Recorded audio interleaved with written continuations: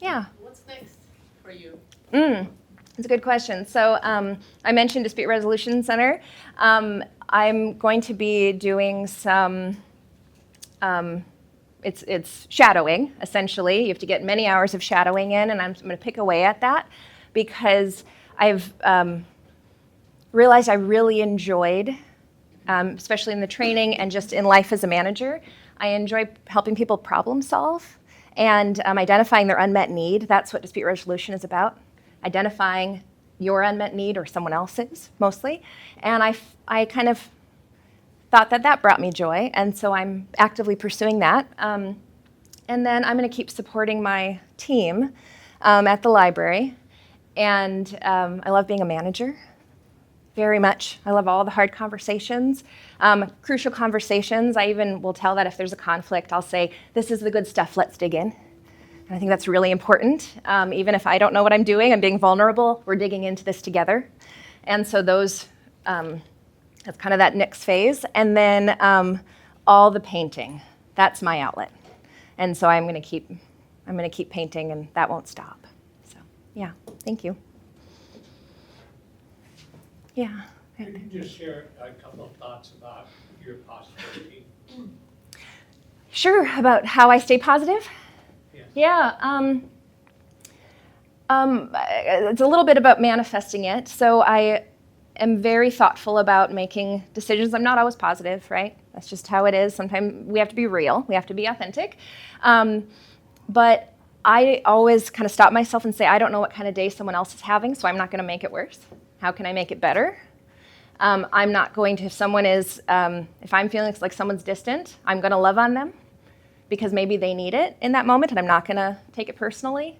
I do all of the kind of things that you can Google for helping with cortisol, like jumping, right? Or box breathing. You'll see me, I hum a lot. It's actually nervous system regulation. And so you see me doing that because if I can be calm, other people will hopefully try to match that energy, or I might be what they need. And it helps me too, right? And on kind of related to that, on the back of each of my paintings, I put a blessing of joy. And doing that, hopefully, blesses whoever gets the painting, but it blesses me by doing it. And it reminds me, no, this isn't about the work or the money or the paint or anything. This is about sharing joy. That's why I do it. And yeah, thank you.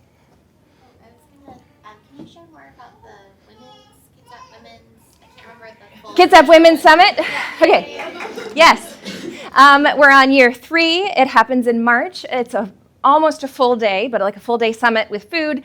And right now we're kind of assessing speakers for this March. And so if I may, because I'm pointing at some of my co-founders here that showed up today, I think the way I see it is in the end, we shouldn't need a Kitsap Women's Summit, but it was a need that was unmet. So until we get to that point in time where we no longer need that space, we're going to create it.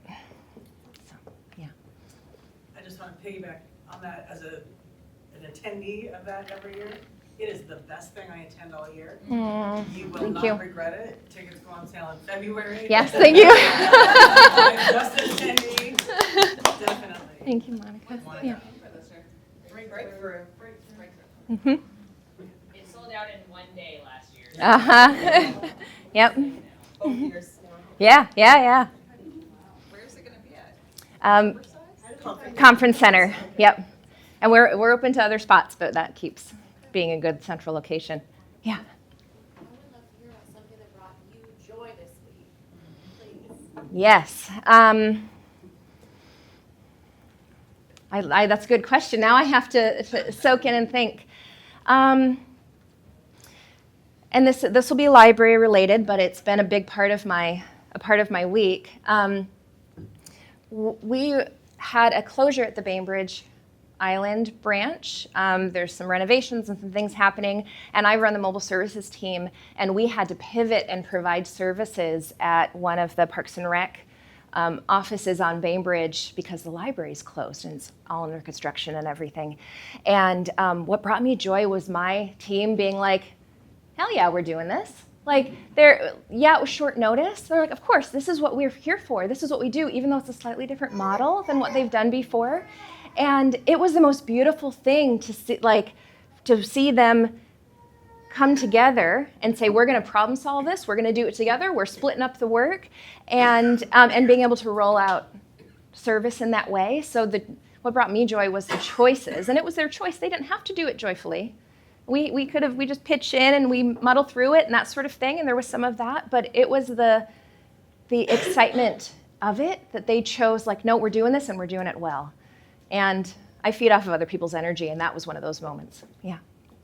Last question. It's not a question, but I'm good at taking advantage. So it was just this morning, I was watching, I don't know what school this was, somewhere in the country.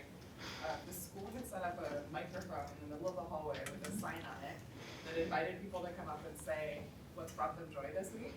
And it was the coolest thing. It would be awesome. I'm going to throw this at you. Absolutely. Regional library, put a microphone. That's a great idea. Let's video clips of what brought people joy this week.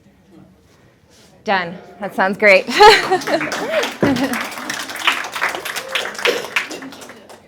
Can we do one? No?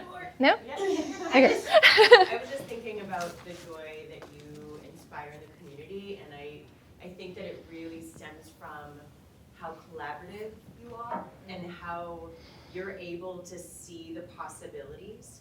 And no matter how dark it is outside, no matter what's going on all around us, you're able to build those bridges because of that, and that really inspires joy. So thank you for inspiring all of us. Thank you for that.